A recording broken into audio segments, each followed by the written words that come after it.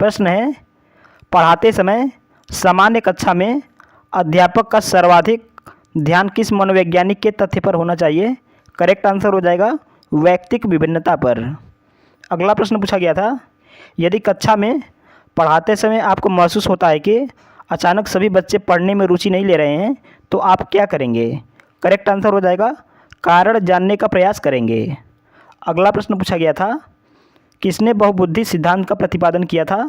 तो correct answer हो जाएगा हार्वर्ड गार्डनर ने। अगला प्रश्न पूछा गया था, शिक्षण अधिगम प्रक्रिया की अवधारणा करते समय राष्ट्रीय पाठ्यचर्या की रूपरेखा 2005 निम्न में से किसके महत्व पर बल देती है? करेक्ट आंसर हो जाएगा सक्रिय जुड़ाव और बातचीत।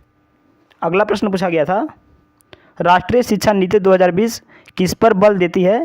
करेक्ट आंसर हो जाएगा लचीला बहुस्तरीय गति आधारित अधिगम।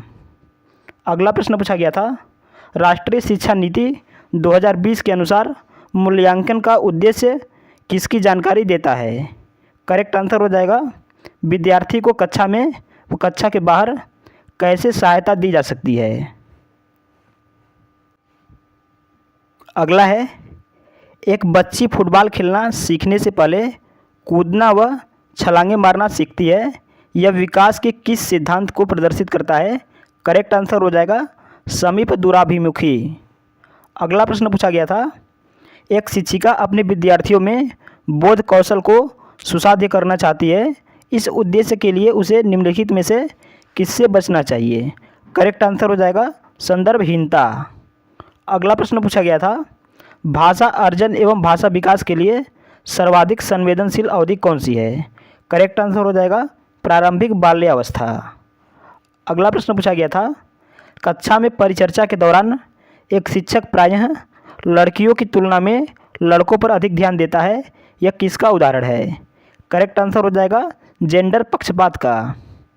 अगला प्रश्न पूछा गया था, शिक्षा का अधिकार अधिनियम 2009 में उल्लेख की गई समावेशी शिक्षा की अवधारणा निम्नलिखित में से किस पर आधारित है?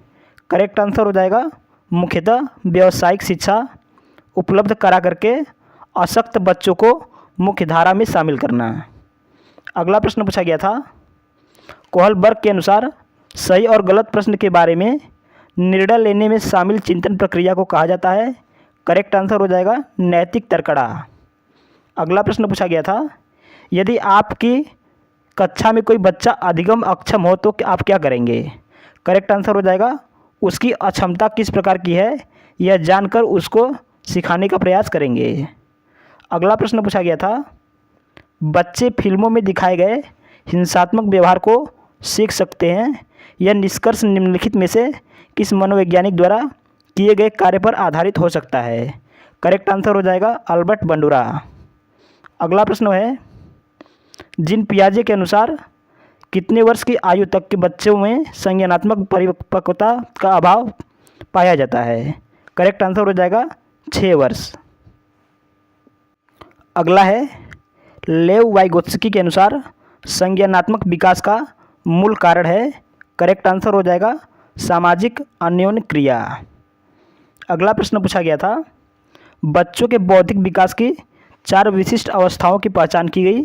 करेक्ट आंसर हो जाएगा पियाजे द्वारा। अगला प्रश्न पूछा गया था, वाइगोत्स्की के अनुसार निकटस्थ विकास क्षेत्र जेडपीडी है। करेक्ट आंसर हो जाएगा बालक के वास्तविक क्षमता स्तर तथा कार्यकारी क्षमता स्तर का अंतर। अगला प्रश्न पूछा गया था, चरित्र एवं नैतिक मूल्यों के विकास को प्रभावित करने वाला प्रमुख तत्व कौन सा है? करेक्ट आंसर हो जाएगा विद्यालय का प्रभाव। अगला प्रश्न पूछा गया था, जिस विधि में छात्र व अध्यापक विचारों का आदान प्रदान करते हैं वह विधि कहलाती है। तो वह विधि जो है विचार विमर्श विधि कहलाती है। अगला है, समावेशन का अर्थ होता है। तो करेक्ट आंसर हो जाएगा ज़रूरतमंद बच्चों की शिक्षा का प्रबंध सामान्य बच्चों के साथ होना चाहिए। अगला है, भाषा सीखने का उद्देश्य है। तो करेक्ट आंसर हो जाएगा प्रत्येक स्थिति में भाषा का प्रयोग कर पाना।